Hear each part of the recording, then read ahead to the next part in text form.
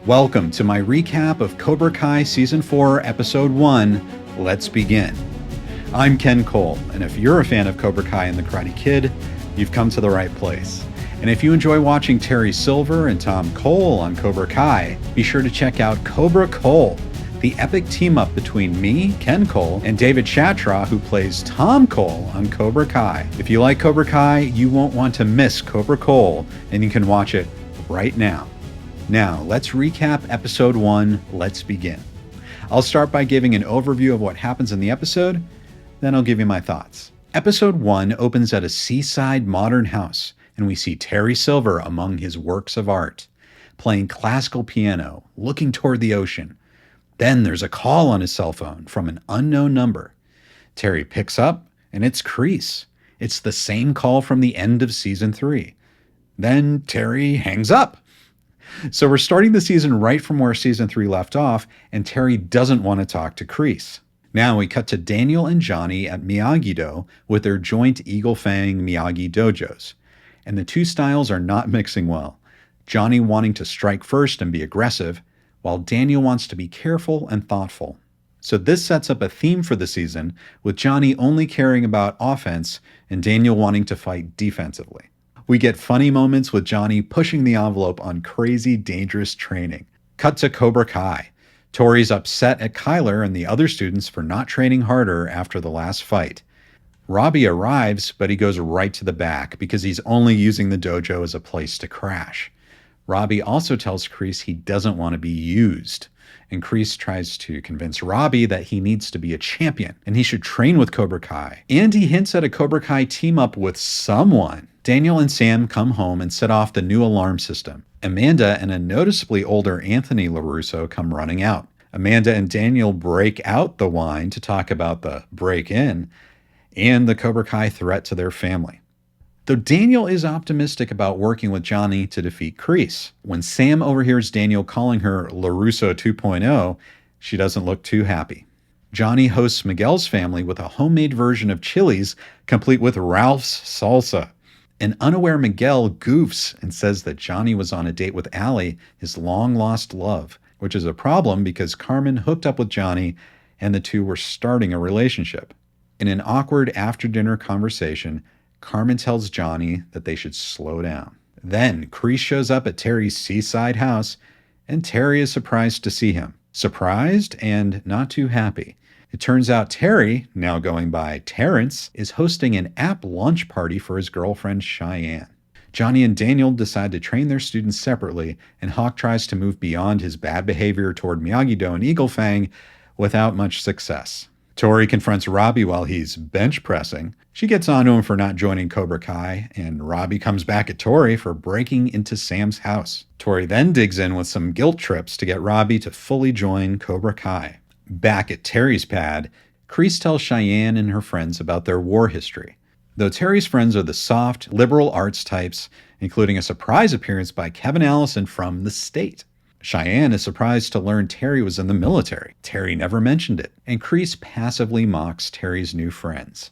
Cheyenne has just launched a mindfulness app so kids outside of Los Angeles can learn mindfulness. Kreese then brings up karate and says it can never really leave you. And Terry admits to Cheyenne he was in Cobra Kai. Back at Miyagi-Do, Daniel tries to teach his students to be in control of their emotions and meditate.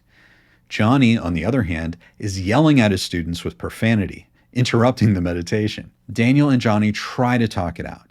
After Hawk sees a painting of an ancient Miyagi sparring deck, he finds he's not welcome with the other students for what he's done in previous seasons, with Daniel even snapping at him, and there's more arguing between Daniel and Johnny. Miguel tries to convince Johnny to work with Daniel by bringing up Rocky III and how Apollo Creed and Rocky had to work together, which seems to convince Johnny. Sam is doing the same on her side, and she tracks down Robby to try to patch things up with Johnny, Daniel, and herself. But Robby just shuts her down. Back at Sunset on the Ocean, Kreese digs at Terry's wealth, and Terry asks if he just wants money.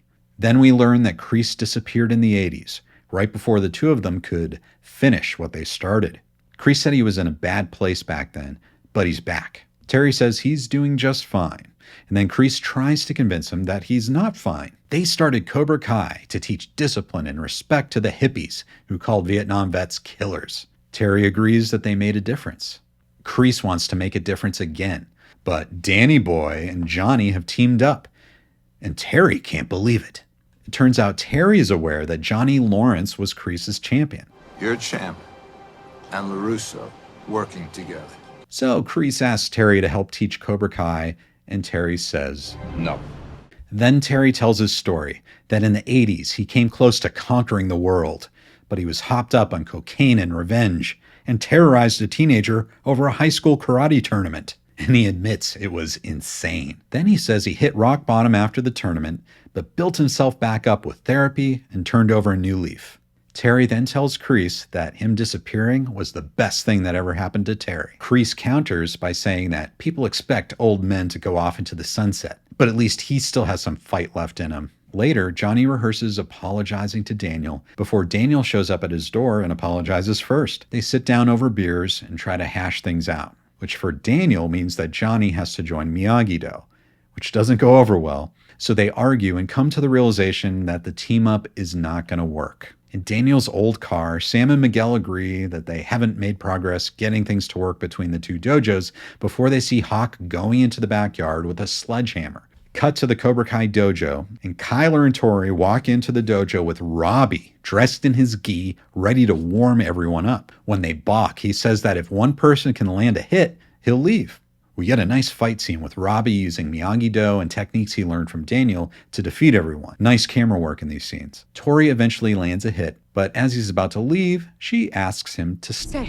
Then it's revealed by Dimitri that Hawk is building an Okinawan sparring deck along with all the other students. When Johnny and Daniel see their students working together to build the deck, they decide to keep working together. Then at the Cobra Kai dojo, Robby officially joins Cobra Kai and starts teaching the students about Miyagi-Do. And Kreese shows up and is very happy to see it. Cheyenne asks Terry to get some wine from the cellar, and he doesn't look too pleased to do it. Then Terry goes to his wine cellar and sees a bottle of Cayman wine, as in Robert Mark Kamen, writer of The Karate Kid, as the classic Terry Silver theme swells and Terry looks pissed.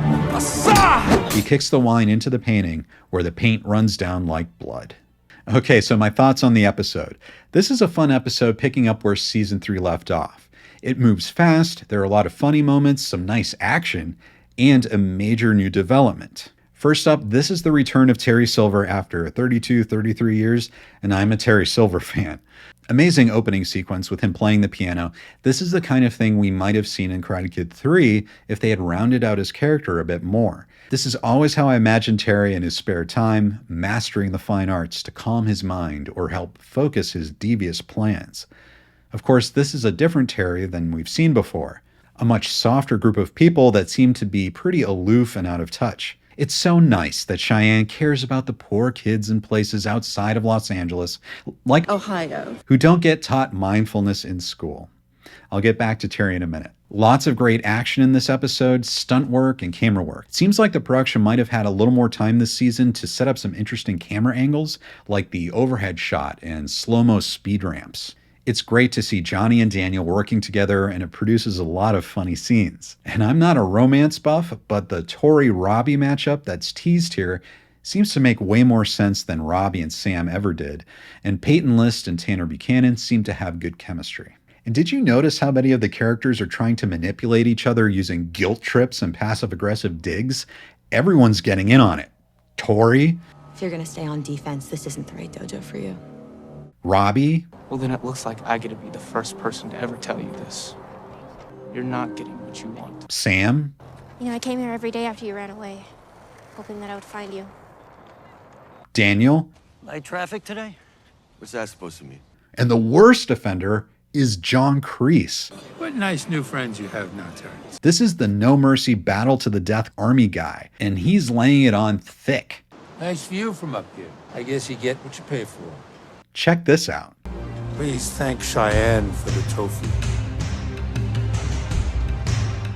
Burn. And he was doing this to the king cobra of manipulation, Terry Silver. And speaking of Terry, he definitely has reinvented himself since last time.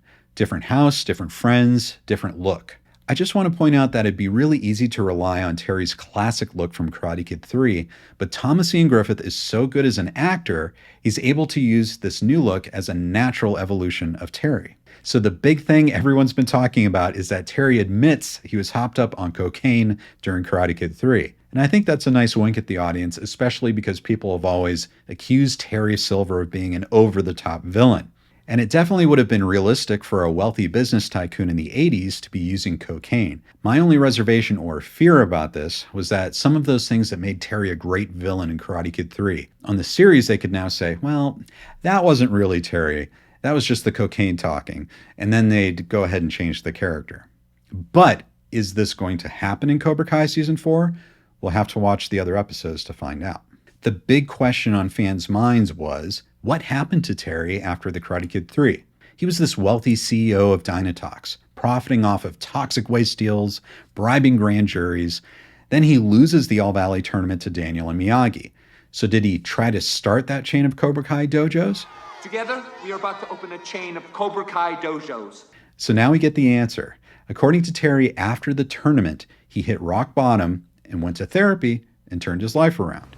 Got my ass into therapy. Found clarity. Terry could be glossing over some things here, but it seems like a simple, kind of vague story. John Kreese suddenly disappeared because he was in a bad spot. I was in a bad place. Right as he and Terry were about to, quote, finish what they started, which apparently meant expanding Cobra Kai. So he didn't seem to miss anything between these two since the last movie. There weren't decades of added history between these characters, and it makes sense that the series would want to clear the decks and not add too much backstory, especially with all the other characters that need attention. We'll have to see if we get more backstory on Terry in the future, or if this is it.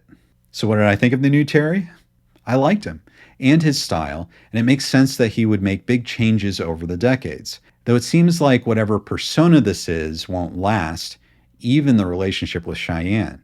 It makes me wonder how many times Terry has reinvented himself over the years, and this could be just his latest mindfulness phase. I was happy to see that old Terry pops out pretty quickly when John Kreese brings up Danny boy? So we'll have to see what happens in episode 2, and I'll have a recap of that, so be sure you subscribe so you don't miss any new videos, and leave your thoughts in the comments. Also, be sure to check out my other videos, including Cobra Kai, which you can watch right here. See you next time.